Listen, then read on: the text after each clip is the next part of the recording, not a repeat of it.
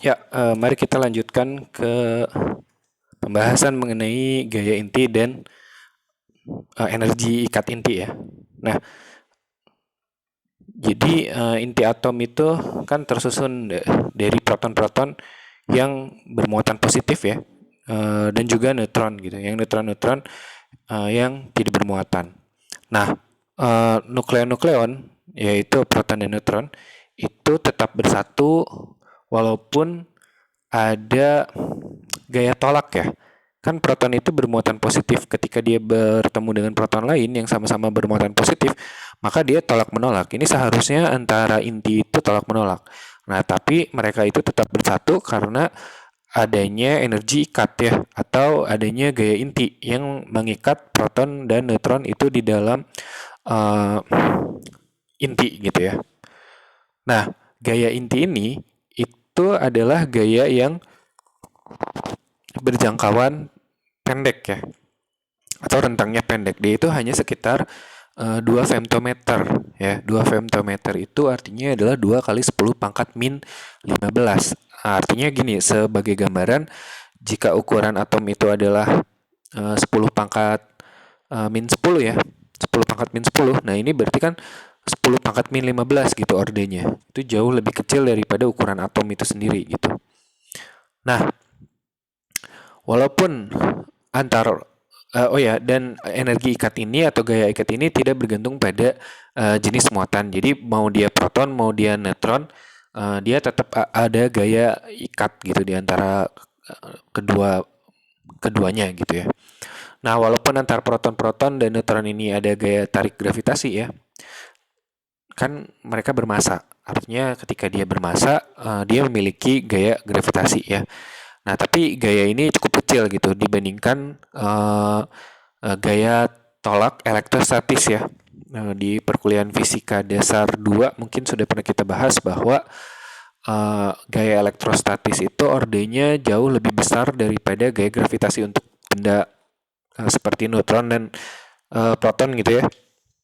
Ya, proton, elektron gitu. Proton dan elektron, gaya elektrostatisnya itu jauh lebih besar daripada gaya gravitasinya gitu.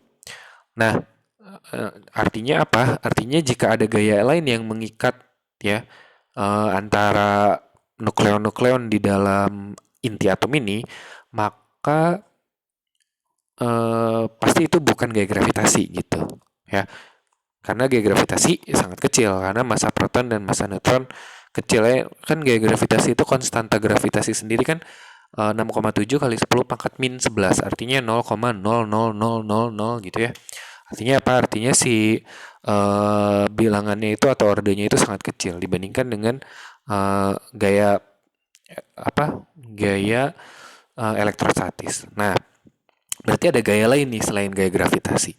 Gaya lain ini itu disebut dengan gaya ikat inti ya. Gaya ikat inti ini menimbulkan energi ikat inti. Nah, gaya inti itu terjadi pada partikel yang saling berdekatan aja karena dia jangkauannya adalah hanya 2 femtometer atau 2 kali 10 pangkat min 15 meter gitu ya.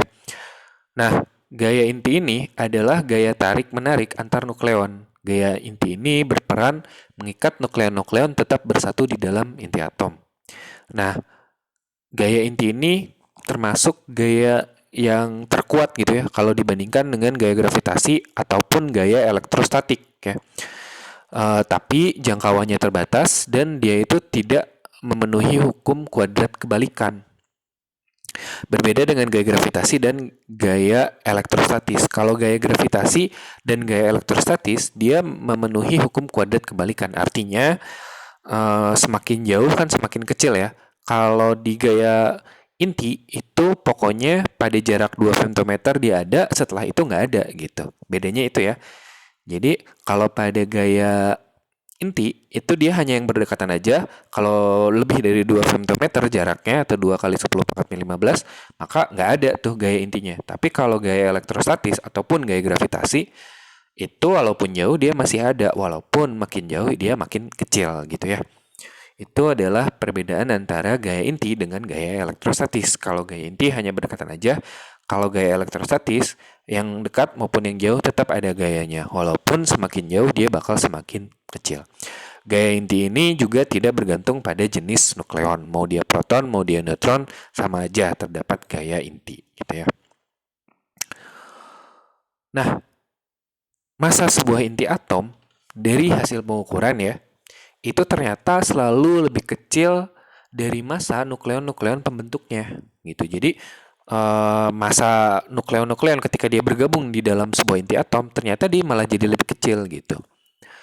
Nah, ini terjadi karena ada sebagian massa yang digunakan untuk berikatan. Nah, selisih massa ini disebut dengan defek massa ya. Contohnya adalah inti deuterium atau deuteron ya. Masanya itu sekitar 2,014102 U ya.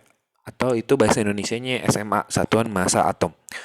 Nah, sedangkan penyusun dari deuterium atau deuteron ini adalah sebuah proton dan sebuah neutron. Ya, artinya apa? Seharusnya massa deuteron ini sama dengan massa proton ditambah dengan massa neutron. Ternyata massa proton ketika ditambah dengan massa neutron, hasilnya adalah 2,016490.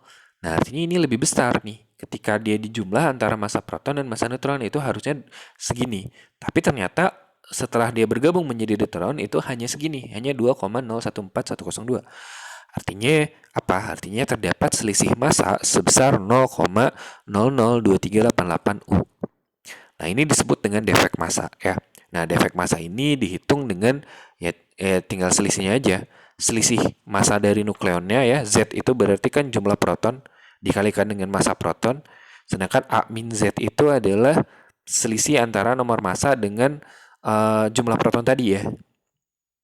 Alias jumlah neutron ya, A min Z itu kan jumlah neutron dikali dengan massa neutron, artinya ini adalah jumlah massa dari penyusun-penyusun inti dikurangi dengan massa inti setelah dia bergabung menjadi inti gitu ya. Nah, kemanakah gitu massa yang hilang itu? Nah, kenyataannya ini dapat dijelaskan dengan oleh fisika modern itu dengan baik ya. Kalau kamu masih ingat relativitas Einstein ya, pada relativitas Einstein dijelaskan tentang kesetaraan massa dengan energi, yaitu E sama dengan mc kuadrat ya. Nah, dengan konsep ini dapat dijelaskan bahwa defek massa inti atom itu membentuk energi ikat inti dan medan gaya inti ya. Nah, jadi energi ikat inti atom itu dapat ditentukan dengan persamaan ini ya. Jadi defek massanya berapa dikali dengan C kuadrat, di mana delta E itu adalah energi ikat inti ya. Kemudian delta M itu adalah defek massa.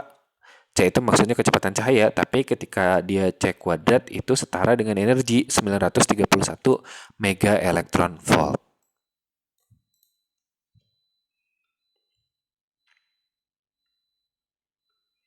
Ya. Nah, tadi kan ada defek massa ya.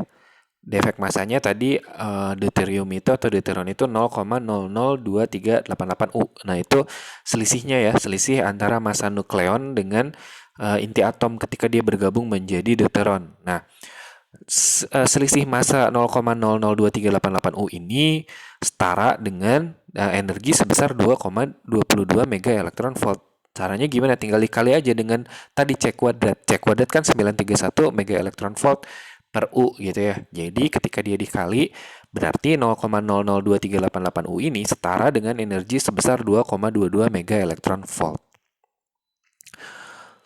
Nah, perbedaan massa ini berhubungan dengan ikatan antara proton dengan neutron untuk membentuk deuteron. Ya, dapat dinyatakan juga sebagai sejumlah energi yang diperlukan untuk memecah inti deuteron menjadi proton dan neutron. Jadi bisa kita katakan begini,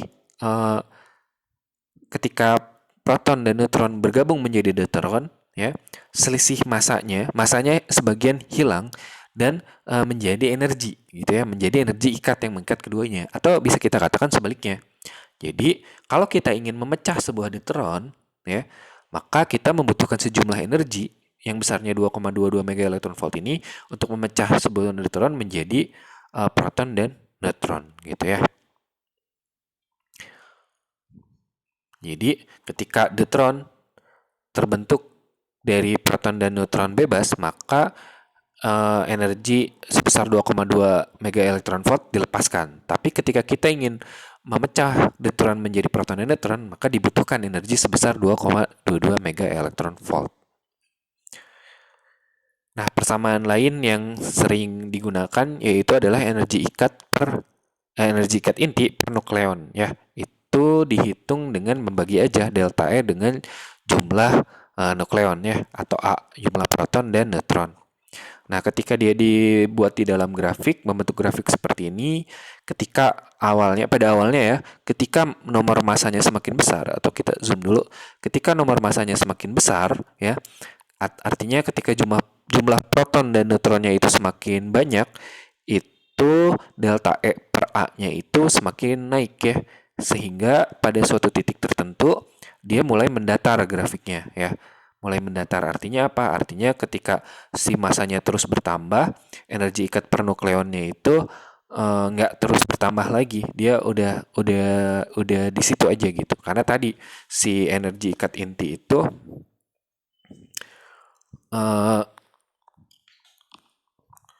berbentuk bola ya, dengan asumsinya adalah berbentuk bola.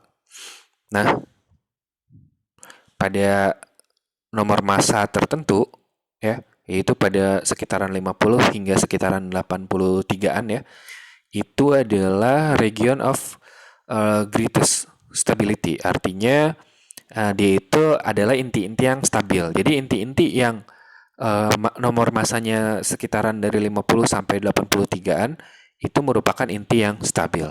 Nah, mengenai kestabilan inti ini akan kita bahas pada video yang selanjutnya. Sekarang kita bahas dulu salah satu contoh soal ya. Massa isotop dari lithium ya, 73 adalah 7,018 atau 018 SMA. Nah, tentukan defek massa, energi ikat, dan energi ikat per nukleonnya ya. Dengan asumsi bahwa massa proton itu adalah 1,008 SMA, massa neutron adalah 1,009 ya. Nah, sekarang kan Z-nya itu berarti 3, berarti A-nya 7 ya. Nah, berarti jumlah neutron itu kan selisih antara Z dengan A, berarti 4 ya. 7 dikurang 3 ya 4 gitu. Artinya jumlah protonnya adalah 3 dan jumlah neutronnya adalah 4. Sehingga defek massa bisa kita hitung dengan jumlah proton dikali dengan massa proton ditambah dengan jumlah neutron dikali dengan massa neutron dikurangi massa inti setelah dia bergabung ya. Jadi massa protonnya adalah Z-nya adalah 3, sedangkan massa bukan massa ya, tapi jumlah ya. Jumlah proton atau Z-nya adalah 3, sedangkan jumlah neutron N-nya itu sama dengan 4. Jadi ini 3 kali 1,008 tambah 4 kali massa neutron 1,009 ya. Dikurangi 7,018. Dapatlah hasilnya adalah sekitar 0,042 SMA ya, atau satuan massa atom, atau U gitu ya, 0,042 U. Nah, ini adalah defek massanya. Sedangkan energi ikatnya bisa kita kali ya, 0,042 dengan 931 mega elektron volt, sehingga kita dapat energi ikatnya adalah 39,102 mega elektron volt. Sedangkan energi ikat per nukleonnya adalah delta E per A. Ya, dibagi ya dengan jumlah nukleonnya. Jumlah nukleonnya tadi Z-nya ya ada, bukan Z-nya, sorry, A-nya. A-nya itu ada 7. Jadi 39,102 dibagi 7 itu adalah 5,586. Ya, begitu. Itu adalah materi untuk video kali ini. Silakan dikerjakan latihan soalnya. Assalamualaikum warahmatullahi wabarakatuh.